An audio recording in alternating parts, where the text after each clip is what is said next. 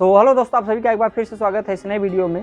पुराने ज़माने में हमारे माता पिता अनपढ़ होते हुए भी हमें अच्छी से अच्छी शिक्षा और अच्छा से अच्छा संस्कार देने में अपना भरपूर योगदान दिया उन्होंने।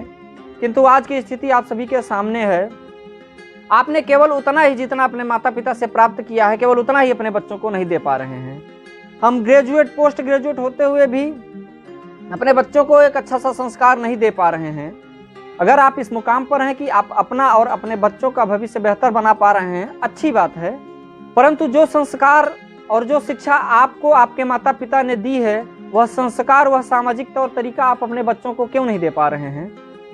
और कमी आपकी भी नहीं है, कमी आपके बच्चों की भी नहीं है, कमी उस तौर तरीके में है जो हम और आप अपने बच्चों को दे नहीं पा रहे हैं। कमी उस तौर तरीके में है।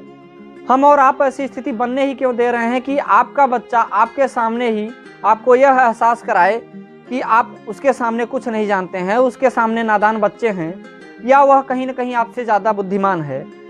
हालांकि हर एक माता पिता का यह सपना होता है कि उसका बच्चा उससे अधिक सफल व्यक्ति बने, किंतु ऐसी सफलता का क्या फ़ायदा जो आपको बुढ़ापे में यह सोचने पर मजबूर कर दे कि आखिर हमारे संस्कारों में कौन सी कमी रह गई थी जो हमें आज यह दिन देखना पड़ रहा है। बच्चों पर शासन रखते वक्त कहीं न कहीं हमारे और आपके दिमाग में यह बात जरूर आती है कि ज़रूरत से ज़्यादा अनुशासन बच्चे को गलत कदम उठाने पर मजबूर न कर दे।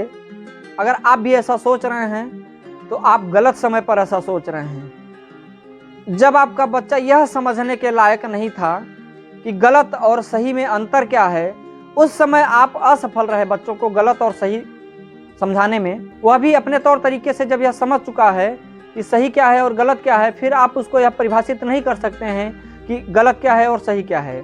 जब एक उम्र थी बच्चों को समझाने की, तब आप असफल हो गए उस बच्चे को समझाने में, तो यह विकट स्थिति आपके और हमारे सामने आनी ही आनी है। अगर आपको ऐसा एहसास न हो रहा हो तो तमाम वृद्धाश्रमों का आप भ्रमण कर सकते हैं।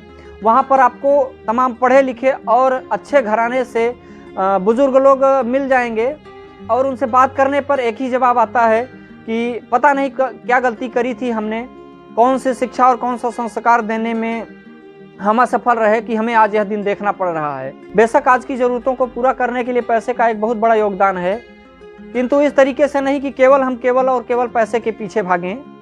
जो हमारे जीवन से जुड़ी हुई महत्वपूर्ण चीज़ें हैं उनको भी हमें श्रेय देना होगा, उनको भी हमें तवज्जो देनी होगी, तब जाके एक संस्कारित समाज की स्थापना हो सकती है। और इसकी शुरुआत हमें अपने घर से ही करनी होगी।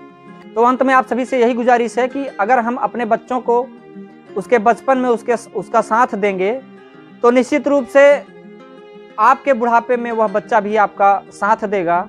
और बावजूद इसके सारा कुछ जानते हुए, समझते हुए, अगर आप और हम अपने बच्चों को वह संस्कार, वह सामाजिक तौर तरीका नहीं दे पा रहे हैं, तो इसकी सारी जिम्मेदारी हमारी और आपकी है। तो अंत में आप सभी से एक ही बात कहना चाहेंगे कि आगे बढ़िए बेशक, लेकिन सामाजिक तौर तरीकों को छोड़कर आप आगे बढ़ेंगे तो निश्चित ही जीवन में कष्ट के अलावा और कुछ नहीं मिलेगा। जहाँ तेरी याद न आए वो तन्हाई किस काम की, गिरे रिश्ते न बना दे वो खुदाई किस काम की।